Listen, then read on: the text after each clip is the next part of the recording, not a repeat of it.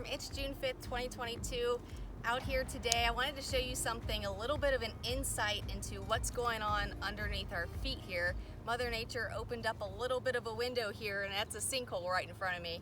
Now, just to give you a little background story, last week I was out here cutting hay. We don't make a lot of hay, but we make a little bit, and this is the field we do it in.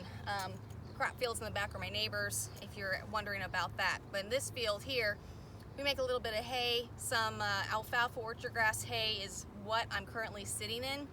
And so I was out here mowing, being very diligent about not running into groundhog holes with the equipment because I don't want to break anything, and not running into any baby fawns or anything like that because that's the worst.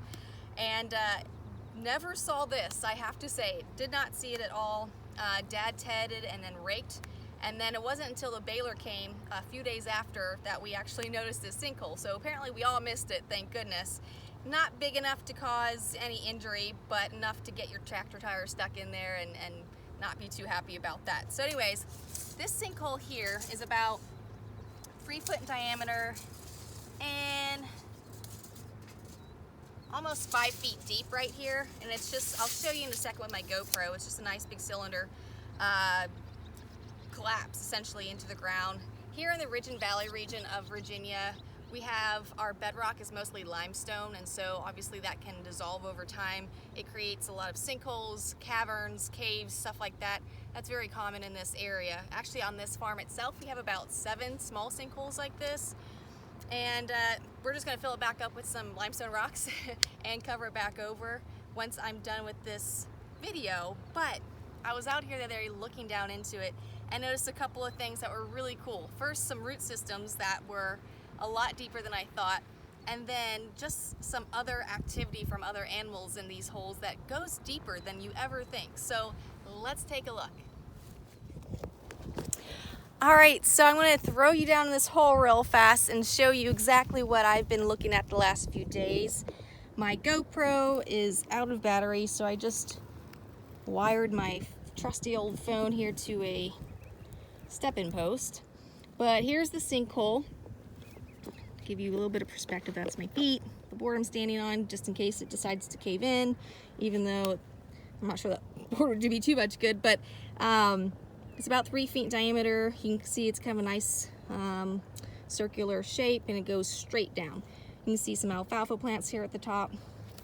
So let's go ahead and go exploring. So I'm going to try to keep talking to you here. Hopefully you can hear me. So going down the first couple inches here, you can see that the top couple layers are pretty dried out. It's a hay field.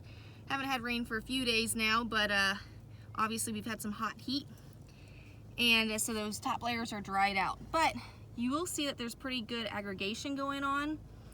You should be able to see that there's like worm castings, which are a really good sign. You should probably be able to see that there's worm holes and all kinds of other good stuff like that.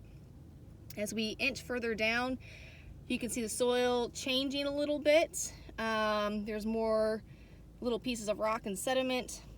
There's more moisture in the soil. As you can see, there's probably a lot of slugs in there.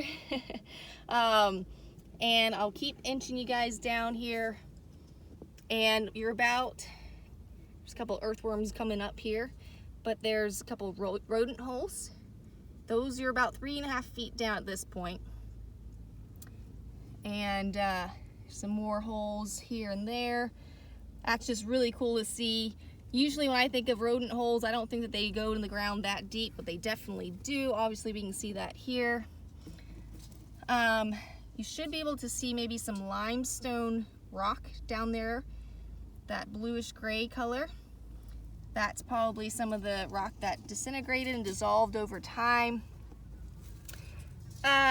Getting to about the end of my arm length and where I can put this post. The cave keeps, or the sinkhole keeps going that direction. I don't know what you can see there, if anything at all, but it keeps going in that direction towards something. I'm not sure exactly what, but you can probably see there's still a lot of slugs, good moisture down there. And so I'm going to flip you around here real fast, and hopefully you can see the root system that is next to my tape measure. That's the bottom of the tape measure. So we're going to follow that root system all the way up here.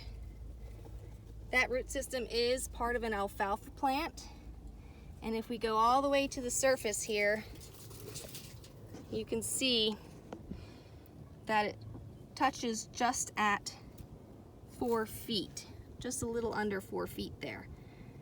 So it's pretty amazing that these root systems, the ones that you see visibly very well, are all alfalfa.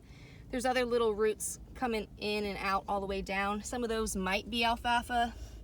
Some of them might be some other plants, maybe some of the grasses that are up here as well. But just really, really cool to see all this stuff going on. Obviously, we know that alfalfa have these very large, deep root systems that can help them withstand these drought tolerance, withstand little or no rain because they go down deep. And as we see, down in that hole, starting at about a foot all the way down, the moisture content really goes up. It's very moist down there. It's a lot of water holding capacity. So this plant's just taking that opportunity. So anyways, just wanted to show you this really cool little snippet into the inside world of Mountain Glen Farm. It's kind of cool to see this all and take that into consideration for our future observations. So folks, until next time, happy grazing.